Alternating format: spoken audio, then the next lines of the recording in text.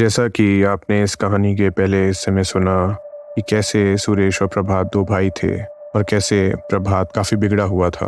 कहानी के अंत में आपने सुना कि कैसे एक तांत्रिक के कहने पर प्रभात और उसकी पत्नी ने सुरेश के घर में जाकर जगह जगह पे चावल के दाने और उसके बच्चे और उसकी बीबी के बाल के टुकड़े लेकर घर वापस आ गए थे।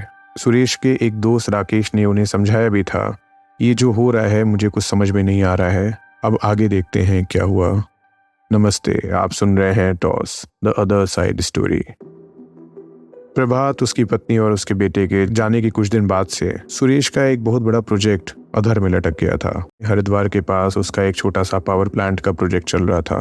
अचानक से उस प्रोजेक्ट में एक छोटा सा हादसा हो गया जिसमें कुछ मजदूरों की जान चली गई। सुरेश हमेशा ये कोशिश करता था कि जहां भी उसका प्रोजेक्ट चले वहां मजदूरों की सेफ्टी की हमेशा गारंटी रहे। उसको पर्सनली काफी दुख हुआ। उसने प्लान किया कि वो खुद जाके उस साइट पे विजिट करेगा। सुरेश ने अपनी पत्नी से बताया कि मैं हरिद्वार निकल रहा हूँ, 3-4 दिन के लिए जाऊंगा। उसने उससे पूरी बात बता दी। उसकी पत्नी ने बोला, देखो गर्मी की छुट्टियां चल रही हैं, हम लोग भी तुम्हारे साथ हर की पौड़ी में स्नान करके आ जाते हैं।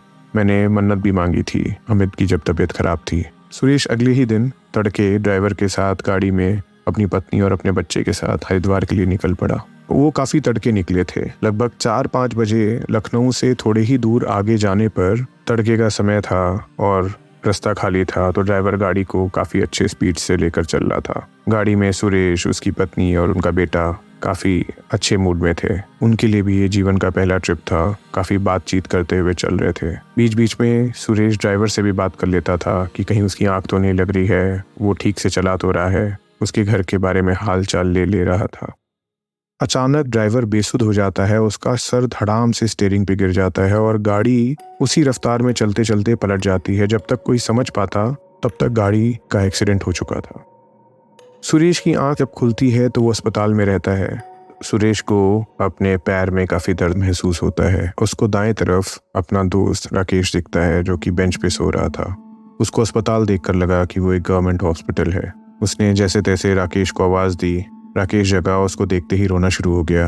राकेश ने बोला कि मुझे पता नहीं था, मुझे लग रहा था तुम वापस आओगे ही नहीं। तुमको लगभग 25 दिन हो गए अस्पताल में इसी तरह पड़े पड़े। तो उसने तुरंत अपनी बीबी और अपने बच्चे के बारे में पूछा। राकेश कुछ नहीं बोल पाया। थोड़ी देर बाद सुरेश ने बोला कि मेरे पैर में असहनीय दर्द हो रहा है, तुम जरा ये मेरा चद्दर हटा दो। तो राकेश ने उसको मना किया। उसने बोला, नहीं, शायद ऐसे ही हो रहा हो, ऐसा कुछ नहीं है। जैसे तैसे बैठने की कोशिश करने पे उसने अपना चद्दर हटाया तो देखा उसके दोनों पैर घुटने के नीचे से है ही नहीं। इस एक्सीडेंट में उसके दोनों पैर घुटने के नीचे कट गए थे और जैसा कि राकेश ने उसे बताया कि उसके बीबी और उसके बच्चे अब इस संसार में नहीं थे। उस एक्सीडेंट में गाड़ी लगभग 100 की स्पीड से चल रही थी और अचानक से ड्राइवर लग रहा था कि हार्ट अटैक आ गया। थोड़ी देर बाद प्रभात और उसकी पत्नी और उनका लड़का भी आ गए और सुरेश को देखकर रोना शुरू कर दिए। उन्होंने बोला कि भाभी और अमित तो बच नहीं पाए। उनके आते ही राकेश जैसे बैक सीट पे आ गया था। राकेश को देखकर लग रहा था वो कंफर्टेबल बिल्कुल नहीं है, लेकिन क्योंकि प्रभात उनके परिवार के थे और उनका अधिकार था, इस नाते वो कुछ सुरेश को बोल भी नहीं सकता था। उसके जगने के 3 दिन बाद पुलिस सुरेश का बयान लेने आई तो सुरेश ने उनको पूरी कहानी शब्द बता दी कि कैसे वो लोग जा रहे थे और सवेरे 5 बजे के आसपास गाड़ी खाले रोड पे लगभग 100 किलोमीटर की स्पीड से चल रही थी और अचानक ड्राइवर स्टीयरिंग पे गिर गया। उसी के बाद उसको कुछ याद नहीं है। तो उन्होंने बताया कि चांसेस हैं ड्राइवर को हार्ट अटैक आ गया हो, लेकिन गाड़ी सामने आने वाली ट्रक से इतनी गंदी तरीके से भिड़ गई थी कि गाड़ी में किसी के शरीर की पुष्टि भी नहीं हो पाई, क्योंकि आपके साइड का शीशा खुला था और गाड़ी के झटके में आने से आप थोड़े दूर जाके गिर गए थे और आप जब गिरे तो वो ट्रक भी भीड़ के आपके पैर के ऊपर से गुजर गई। आपकी जान कैसे बच गई ये हमें पता नहीं, लेकिन आपकी बीबी और आपके बच्चे और आपका ड्राइवर बचा ही नहीं उस एक्सीडेंट में। सुरेश कुछ दिन बाद अस्पताल से निकला। अस्पताल से डिस्चार्ज कराकर प्रभात और उसकी पत्नी सुरेश को अपने घर पर लेकर आ गए। सुरेश ने पूछा, भाई मुझे अपने घर पे जाना है, मैं यहाँ पे कंफर्टेबल नहीं हूँ। उन्होंने बोला कि भैया आपकी तबीयत इतनी खराब थी, हमारे पास इलाज का कोई पैसा नहीं था, तो हमने आपके घर को बेच दिया। हमें तो पता ही नहीं था कि आप कभी वापस आएंगे कि नहीं। तो सुरेश के ये पूछने पर कि भाई तुमने हमारे घर को मेरी सहमति के बिना कैसे बेचा, तो उन्होंने बोला कि भैया आपका हम लोगों ने साइन ले लिया था अस्पताल में जाकर, क्योंकि हमारे पास कोई ऑप्शन नहीं था। सुरेश तो बहुत कुछ बोलना चाह रहा था। बोलना ये भी चाह रहा था कि मेरा इलाज तो तुम लोगों ने गवर्नमेंट हॉस्पिटल में कराया, तो कैसे तुमको मकान बेचने की नौबत आई। क्योंकि सुरेश इतने अवसाद में था, चल फिर पा भी नहीं रहा था, तो उसको लगा मेरे पास यही ऑप्शन है कि मैं इसी घर में इन्हीं के साथ रहूं।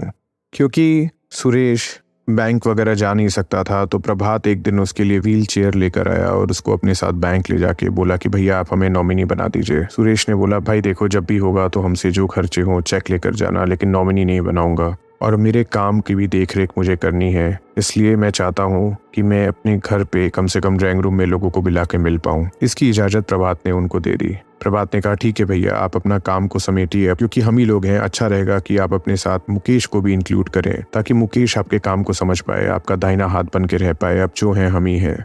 बैंक से आते आते सुरेश ने प्रभात को बोला कि हो सके तो रास्ते में राकेश का घर है, हमें राकेश के घर पे छोड़ दो। सुरेश काफ़ी अनकंफर्टेबल हो गया ये सुन के। उसने बोला भैया राकेश घर का है नहीं और हमें अच्छा नहीं लगता। तो सुरेश ने बोला भाई मेरी भी बात मान लिया करो, मेरा मन एकदम नहीं लग रहा है।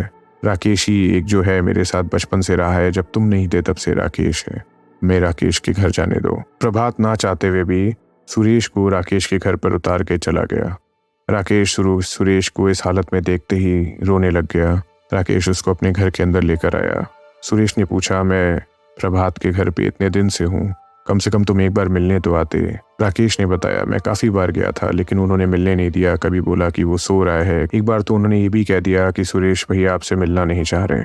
मुझे पता था कि जो हो रहा है वो गलत हो रहा है। राकेश ने भी बताया कि मैंने बहुत चाहा कि वो तुम्हारा घर नहीं बेचे, लेकिन एक वकील को काफ़ी पैसा खिलाकर उन्होंने तुम्हारा घर काफ़ी सस्ते में बेच दिया। सुरेश जानना चाह रहा था कि उसके साथ एक्सीडेंट के बाद हुआ क्या था, क्योंकि उसको उनके घर में एक अजीब सी मनहूसियत महसूस हो रही थी।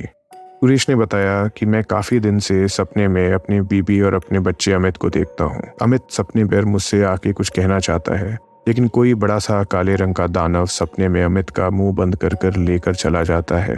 मेरी बीवी भी सपने में आती है, बोलना चाहते हुए भी कुछ बोल नहीं पाती है। राकेश ने बोला कि जैसा कि मैं तुम्हें कह रहा था, मैंने भी अपनी तरफ से कुछ पता लगाया है। तुम्हारे साथ जो हुआ वो ऐसे ही अनायास नहीं हुआ, तुम्हारे ऊपर किसी प्रकार का काला जादू किया गया है और मेरे पास उसका पूरा सबूत है। कहानी के तीसरे हिस्से में जानते हैं कि राकेश ने सुरेश को क्या क्या बताया। यहाँ तक सुनने के लिए धन्यवाद। हम स्पॉटिफाई पे भी हैं, उसका लिंक डिस्क्रिप्शन में दिया गया है। नमस्ते, आप सुन रहे थे toss the other side story. धन्यवाद।